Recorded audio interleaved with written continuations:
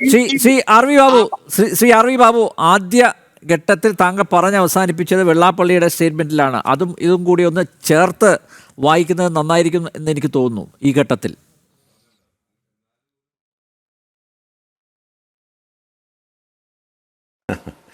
ഞാൻ ഈ CVM വാണിമലിൻ്റെ ആ മതവിശ്വാസത്തോടുള്ള അദ്ദേഹത്തിൻ്റെ അമിതമായ, അല്ലെങ്കിൽ അമിതമൊന്നും ഞാൻ പറഞ്ഞ് ആക്ഷേപിക്കുന്നില്ല, അതിൽ അദ്ദേഹം ഉറച്ചു നിൽക്കുകയാണല്ലോ. അത് നമ്മൾ ബാക്കിയുള്ളവർ കണ്ട് പഠിക്കണം എന്നാണ് എനിക്ക് പറയാനുള്ളത് ഇക്കാര്യത്തിൽ. കാരണം താൻ വിശ്വസിക്കുന്നത് എത്ര തെറ്റാണെന്ന് ബോധ്യപ്പെടുമ്പോഴും അതിൽ ഉറച്ചു നിൽക്കുന്ന ഒരു സ്വഭാവം ഉണ്ടല്ലോ. നല്ല കാര്യം, അദ്ദേഹം അങ്ങനെ നിൽക്കട്ടെ. കാരണം അദ്ദേഹത്തിന്റെ പ്രസ്താവനകൾ പലപ്പോഴും പലതും കോൺട്രഡിക്ടറിയാണ്. അദ്ദേഹം ഹദീസ് ഒരുപാട് കള്ളത്തരങ്ങൾ പറഞ്ഞു. പറയട്ടെ, അദ്ദേഹം പറയട്ടെ, ആർ വി ബാബു പറയട്ടെ. ഞാൻ പറഞ്ഞോട്ടെ വാണിമൽ. ഞാൻ പറഞ്ഞത് ഹദീസിനെ തള്ളി പറഞ്ഞു അദ്ദേഹം. ഹദീസിൽ ഒരുപാട് കള്ള ഹദീസുകളുണ്ട്. ഓക്കെ, ഹദീസിൽ കള്ള ഹദീസുകൾ ഉണ്ടാവും. അംഗീകരിക്കുന്നവർ മുസ്ലിം വിഭാഗത്തിൽ തന്നെ ഈ കള്ള ഹദീസുകൾ എന്ന് ഇപ്പോൾ വാണിമൽ പറയുന്നതിനെ പ്രമാണമായി സ്വീകരിക്കുന്ന മുസ്ലിങ്ങൾ ഒരു വലിയ വിഭാഗമുണ്ട്. അത് വേറൊരു വിഷയം, ഞാനതിനെക്കുറിച്ച് തർക്കിക്കുന്നില്ല.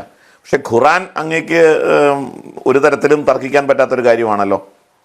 ഒരു തരത്തിലും ഖുറാനെ സംബന്ധിച്ച് അങ്ങേക്ക് ആക്ഷേപമില്ലല്ലോ. പക്ഷെ ആ ഖുറാനിൽ 5:51 എന്താ പറയുന്നത്? 5:51 കൃത്യമായിട്ട് പറയുന്നു, നിങ്ങൾ ക്രിസ്ത്യാനിയെയും യഹൂദനെയും മിത്രങ്ങളാക്കരുത്, ഒരു കാരണവശാലും മിത്രങ്ങളാക്കരുത് എന്ന്.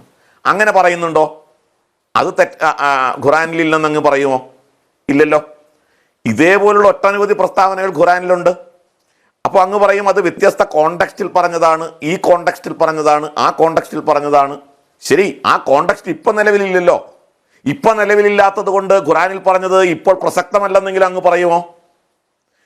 ആ കോണ്ടെക്സ്റ്റ് ഇപ്പം നിലവിലില്ല. ഇപ്പോൾ 9 പറയുന്നുണ്ടല്ലോ. ആ 9 പറയുന്നത് കാഫർ മറ്റേ അവിശ്വാസികളെ കണ്ടെടുത്ത് വെച്ച് വെട്ടണം എന്നൊക്കെ പറയുന്നത് അത് പഴയ ഒരു കോണ്ടെക്സ്റ്റിൽ പറഞ്ഞതാണ്. ബദർ യുദ്ധത്തിൻ്റെ കോണ്ടെക്സ്റ്റിൽ പറഞ്ഞതാണെന്നോ അല്ലെങ്കിൽ മെക്ക യുദ്ധത്തിൻ്റെ കോണ്ടെക്സ്റ്റിൽ പറഞ്ഞതാണെന്നോ എന്ത് വേണമെങ്കിലും പറഞ്ഞോളൂ. പക്ഷെ അതിപ്പോൾ നിലവിലില്ലാത്തതാണ്, അതുകൊണ്ട് ഇപ്പോൾ അതിന് പ്രസക്തിയില്ല എന്ന് അങ്ങ് ധൈര്യപൂർവ്വം പറയാൻ തയ്യാറുണ്ടോ? ഇല്ല. ഖുർആനിലെ ഓരോ വാക്കും വളരെ പവിത്രമാണ്, അത് അങ്ങനെ തന്നെയാണ് എന്ന് അങ്ങ് വിശ്വസിക്കുകയും ചെയ്യുന്നു. ഇതൊരു കാപട്യമല്ലേ? ഇതിനെങ്ങനെയാണ് സത്യസന്ധമായ വിലയിരുത്തലായിട്ട് പറയുക? ഇപ്പോൾ ഇവിടെ നേരത്തെ ആരിഫ് പറഞ്ഞു, ഹിന്ദു മതത്തിനകത്ത് കാലഘട്ടത്തിന് യോജിക്കാത്ത ഒരുപാട് കാര്യങ്ങൾ പിന്നീട് വന്ന സമയത്ത് സാക്ഷാൽ ശങ്കരൻ തന്നെ പറഞ്ഞത് ഈ ശ്രുതികൾ സ്മൃതികൾ എന്നൊക്കെ പറയുന്നത് അതാണ് പ്രമാണ ഗ്രന്ഥങ്ങൾ. ശ്രുതികളാണ് ഏറ്റവും പ്രമാണം, സ്മൃതികൾ അതിനുശേഷം വന്നതാണ്.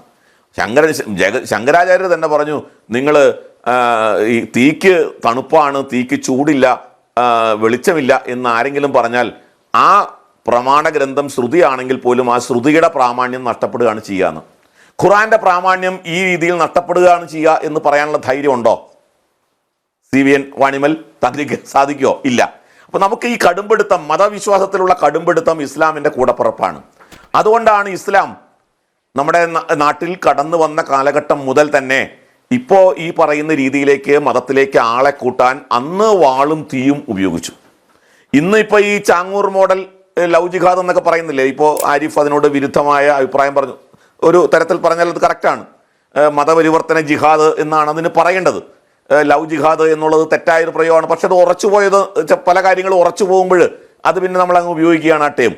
അപ്പോൾ ആ ടേം അനുസരിച്ച് നമുക്ക് ഇസ്ലാമിക ഭരണാധികാരികൾ ഇന്ത്യയിലേക്ക് കടന്നു വന്ന കാലം നോക്കൂ നിങ്ങൾ. തീയും വാളും ഉപയോഗിച്ച് നടത്തിയ മതപരിവർത്തനമല്ലേ ഇന്ത്യയിൽ നടത്തിയത്? അത് ഏറ്റവും ഒടുവിൽ നടത്തിയപ്പോൾ ടിപ്പുവിൻ്റെ കാലം.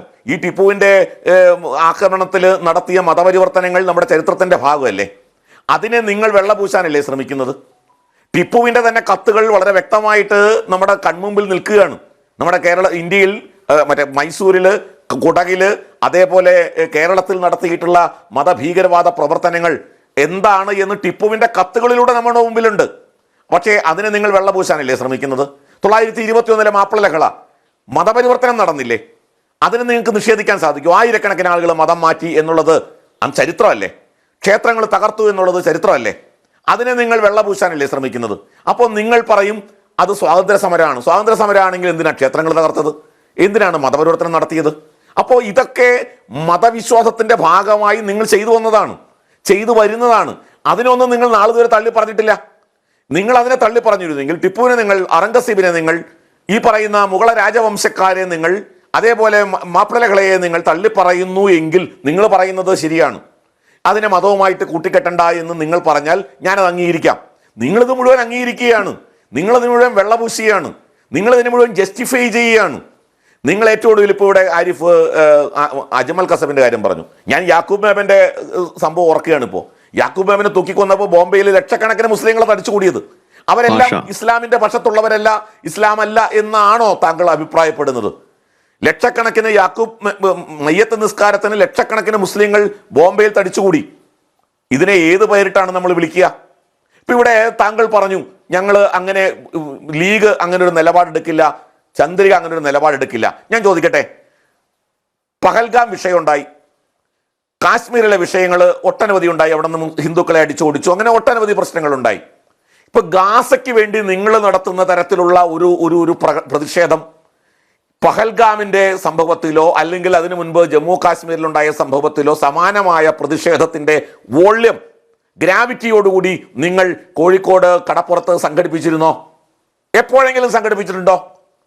ആയിരക്കണക്കിന് ആളുകളെ പങ്കെടുപ്പിച്ചുകൊണ്ട് തീവ്രവാദത്തിനെതിരെ, മത തീവ്രവാദത്തിനെതിരെ നിങ്ങൾ ഈ ഒരു പ്രതിഷേധം സംഘടിപ്പിച്ച ഒരു ചരിത്രം മുസ്ലിം ലീഗിന് ചൂണ്ടിക്കാണിക്കാൻ കഴിയുമോ?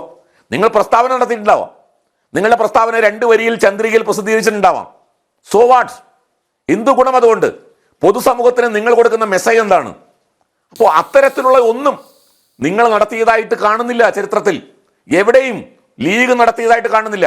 അപ്പൊ ഞാൻ പറഞ്ഞത്, നിങ്ങളുടെ പ്രവൃത്തി, ഇസ്ലാമിനോടുള്ള ഫോബിയ എന്ന് പറയുന്നത് യഥാർത്ഥത്തിൽ തെറ്റാണ്. ഇസ്ലാമിനോട് ഇന്ന് നിലനിൽക്കുന്നത് ഫോബിയ അല്ല വാണിമേൽ, ഇസ്ലാമിനോട് നിലനിൽക്കുന്നത് ഫിയറാണ്, ഭയമാണ്. അത് നിങ്ങളും നിങ്ങളുടെ കൂട്ടത്തിലുള്ളവരും ഒക്കെ കൂടി പൊതുസമൂഹത്തിൽ ഉണ്ടാക്കിയിട്ടുള്ള ഭയമാണ്. ആ ഭയമാണ് സമൂഹത്തിൽ. ഇപ്പോൾ വെള്ളാപ്പള്ളി നടേശൻ നടത്തിയിട്ടുള്ള പ്രസ്താവനയുണ്ട്. വെള്ളാപ്പള്ളി നടേശൻ നടത്തിയ പ്രസ്താവന എന്താ? കേരളം അതിവേഗം ഒരു ഇസ്ലാമിക ഭൂരിപക്ഷ സംസ്ഥാനമായിട്ട് മാറാൻ പോകുന്നു എന്നാണ്. ഈ ഭൂരിപക്ഷ സംസ്ഥാനമായി ഇപ്പോൾ മാറിയാൽ തെറ്റില്ലായിരുന്നു. എങ്ങനെയാണെങ്കിൽ സാധാരണ മതേതരത്വ സംവിധാനത്തോടുകൂടി മതം സെക്കൻഡറി ആയിട്ട് നമ്മുടെ ഭരണഘടനയും ജനാധിപത്യ മൂല്യങ്ങളും ഒക്കെ ആദ്യത്തെ നിലയ്ക്ക് കണ്ടിരുന്നുവെങ്കിൽ ഇസ്ലാം ഭൂരിപക്ഷമായാൽ കുഴപ്പമെന്താ? ഒരു കുഴപ്പമില്ല. പക്ഷെ അങ്ങനെയല്ല സംഭവിക്കുക. ഇസ്ലാം ഭൂരിപക്ഷമായ സ്ഥലങ്ങളിലോട് എവിടെയൊക്കെ ഇന്ത്യയിൽ തന്നെ നമുക്ക് കാണാൻ സാധിക്കുന്നത്, അവിടെയൊക്കെ ശരിയ അനുസരിച്ചുള്ള നിയമങ്ങൾക്കനുസൃതമായി അവിടുത്തെ സമൂഹം ജീവിക്കേണ്ട സാഹചര്യം വരുന്നു എന്നുള്ളതാണ്. ആ ശരിയ നിയമങ്ങളുടെ അടിസ്ഥാനത്തിലാണ്. അതുകൊണ്ടാണ് ഇവിടെ നേരത്തെ ആരിഫ് ചൂണ്ടിക്കാണിച്ചില്ലേ, മതം പ്രധാന ഘടകമായി വരികയും ആ പൊതുവേദിയിൽ നിന്ന് പെൺകുട്ടിക്ക് ഇറങ്ങിപ്പോകേണ്ടിയും ചെയ്തു വരുന്നത് ശരിയ നിയമത്തിന്റെ അടിസ്ഥാനത്തിൽ ചിന്തിക്കുന്നതുകൊണ്ടാണ്. ശരിയാണ് അവിടെ പ്രധാനമായിട്ട് ആപ്ലിക്കബിൾ ആയിട്ട് വരുന്നത്. ആ ശരിയ നിയമം നടപ്പാക്കാൻ തുടങ്ങിയിരിക്കുന്നു കേരളത്തിൽ എന്നുള്ളതാണ്. സ്കൂൾ സമയമാറ്റമായാലും സൂംബ ഡാൻസിന്റെ കാര്യമായാലും മെക്കയിലെ നമ്മുടെ എന്താണ് ആ മറ്റേ ഒരു യോഗയുടെ ക്യാമ്പ് ഉണ്ടായിരുന്നല്ലോ, അതിനെ സംബന്ധിച്ചുള്ള നിങ്ങളുടെ നിലപാട് എന്തായിരുന്നു? ഇതെല്ലാം കാണുന്നത് ശരിയാ നിയമത്തിനനുസൃതമായി കേരളത്തെ പരുവപ്പെടുത്തി എടുക്കാനുള്ള പ്രവർത്തനത്തിന്റെ ഭാഗമായി നിങ്ങൾ 30% നടത്തിക്കൊണ്ടിരിക്കുന്ന പ്രവർത്തനമാണ്. ഇത് 50% കടന്നാൽ പിന്നെ നിങ്ങൾ എന്തൊക്കെ കാണിച്ചു കൂട്ടുമെന്നുള്ള ഭയം കേരളത്തിലെ ജനങ്ങൾക്കുണ്ട്, കേരളത്തിലെ മറ്റു വിഭാഗങ്ങൾക്കുണ്ട്. അതാണ് ശരിക്കും പറഞ്ഞാൽ ഈ വെള്ളാപ്പള്ളി നടേശൻ രേഖപ്പെടുത്തിയത്. അതൊരു യാഥാർത്ഥ്യമാണ്. വെള്ളാപ്പള്ളി നടേശന്റെ പ്രസ്താവന കേരളത്തിലെ ഓരോ മനുഷ്യന്റെയും മനസ്സിലുള്ള ചിന്തയാണ്. അതാണ് വെള്ളാപ്പള്ളി നടേശൻ ഇന്ന് പറഞ്ഞത്. അതുകൊണ്ട് അദ്ദേഹത്തിന്റെ പ്രസ്താവന വർത്തമാനകാല യാഥാർത്ഥ്യത്തെയാണ് നമുക്ക് നമ്മുടെ മുമ്പിൽ തുറന്നു കാണിക്കുന്നത് എന്ന് കൂടി നമ്മൾ ഈ അവസരത്തിൽ മനസ്സിലാക്കുന്നത് നല്ലതാണ്.